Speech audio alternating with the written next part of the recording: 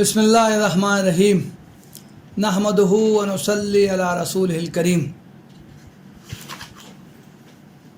ام المومنین حضرت عائشہ رضی اللہ عنہا اپنا ایک واقعہ خود بیان کرتی۔ وہ کہتی ہیں کہ ایک موقع پر میں نے اللہ کے رسول صلی اللہ علیہ وسلم کے سامنے ایک دوسری ام المومنین حضرت صفیہ کا تذکرہ اس طرح کیا۔ صفیہ تو بس ایسی، حضرت صفیہ رضی اللہ عنہ کا قد پستہ تھا، تو حضرت عائشہ نے ان کے پستہ قد ہونے کی طرف اشارہ کرتے ہوئے ہاتھ سے بتایا کہ صفیہ تو بس ای قدر ہے، اتنی بڑی۔ وہ خود بیان کرتی ہیں کہ اللہ کے رسول صلی اللہ علیہ وسلم نے اس پر سخت ناگواری کا اظہار فرمایا۔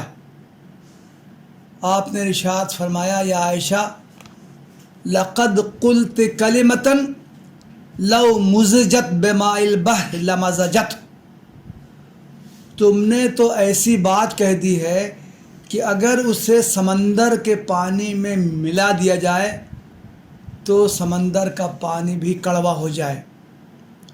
یہ حدیث سنن ابو داؤد، جامع ترمذی، مسند احمد وغیرہ میں آئی۔ اس حدیث سے ایک بہت اہم بات معلوم ہوتی ہے۔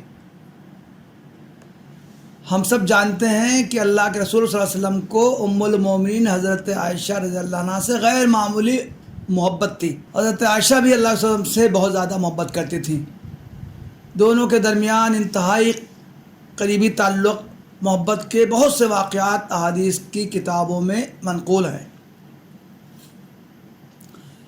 لیکن جب ام المومنین سے ایک ایسا عمل سرزد ہوا جو دینی اعتبار سے پسندیدہ نہیں تھا، اللہ کے رسول صلی اللہ علیہ وسلم نے فوراً ان کو متنبہ کرنا ضروری سمجھا اور سخت ترین الفاظ میں ان کو تنبیہ فرمائی۔ اسی طرح کا ایک واقعہ ام المومنین حضرت عائشہ خود بیان کرتی ہیں کہ ایک مرتبہ میں نے کسی شخص کی نقل اتار دی۔ اللہ کے رسول صلی اللہ علیہ وسلم کو معلوم ہوا تو آپ نے فرمایا، ما احب انی حکیت انسانا وان لی کذا و کذا، مجھے چاہے جتنا فائدہ حاصل ہو جائے لیکن میں کبھی کسی کی نقل ہرگز نہیں اتاروں گا۔ یہ بھی ایک خاص انداز سے اللہ کے رسول صلی اللہ علیہ وسلم نے ام المومنین کو ٹوکا اور اس عمل سے منع کیا۔ کتب حدیث میں کثرت سے ایسے واقعات ہیں کہ اللہ کے رسول صلی اللہ علیہ وسلم اپنے قریبی متعلقین کی اصلاح کے بارے میں فکر مند رہتے تھے۔ آپ کی ازواج مطہرات، آپ کے دوسرے رشتہ دار، آپ کے گھر میں رہنے والے چھوٹے بچے، آپ جب دیکھتے کہ ان میں سے کسی سے کوئی ایسی حرکت سرزد ہوئی ہے، کوئی ایسا عمل ان لوگوں نے کیا ہے جو معیاری نہیں ہے، پسندیدہ نہیں ہے، آپ صلی اللہ علیہ وسلم بغیر لاگ لپیٹ کے فوراً ان کو ٹوکتے تھے، متنبہ فرماتے تھے۔ ام المومنین حضرت عائشہ کی بڑی بہن حضرت اسماء، وہ ایک مرتبہ آپ صلی اللہ علیہ وسلم کے خدمت میں حاضر ہوئیں۔ ان کے جسم پر باریک کپڑے تھے۔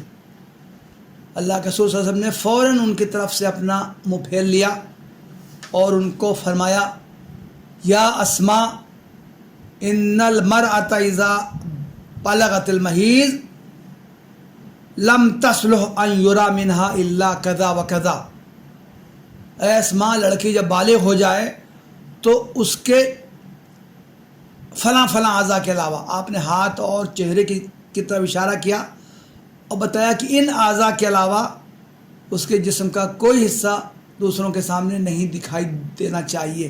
ایک روایت میں ہے کہ ایک موقع پر مسجد نبوی میں صدقہ کی کھجوروں کا ڈھیر لگا ہوا تھا۔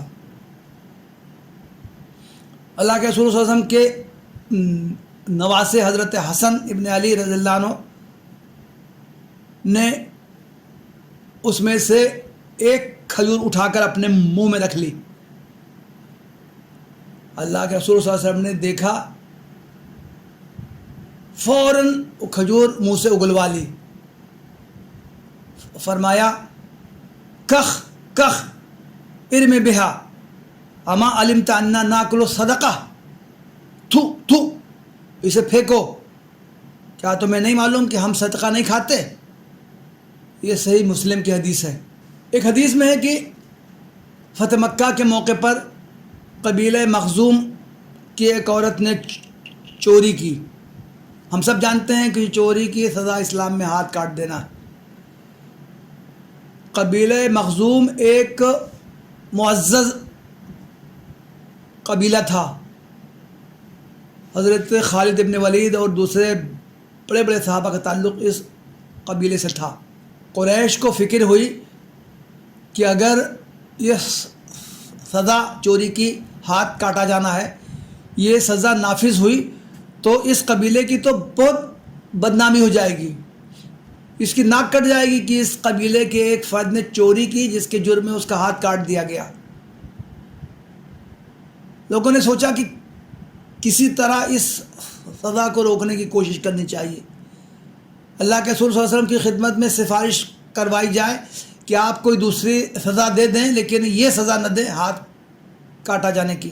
کافی سوچ بچار کے بعد لوگوں نے طے کیا کہ اللہ کے رسول صلی اللہ علیہ وسلم کے خدمت میں سفارش کرنے کی کوئی شخص ہمت نہیں کر سکتا. اگر کوئی کر سکتا ہے تو صرف اسامہ ابن زید رضی اللہ عنہ ہی کر سکتے ہیں. حضرت اسامہ رسول اللہ صلی اللہ علیہ وسلم کے منظور نظر تھے. ان کے باپ حضرت زید ابن حارثہ اللہ کے رسول صلی اللہ علیہ وسلم کے آزاد کردہ غلام تھے. آپ ان سے بہت زیادہ محبت کرتے تھے.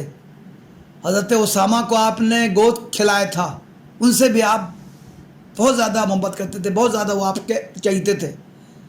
چنانچہ حضرت اسامہ کا لقب ہی تھا الحب ابن الحب، کہ یہ بھی اللہ کے رسول صلی اللہ علیہ وسلم کا منظور نظر ہے اور اس کا باپ بھی اللہ کے رسول صلی اللہ علیہ وسلم کا منظور نظر تھا.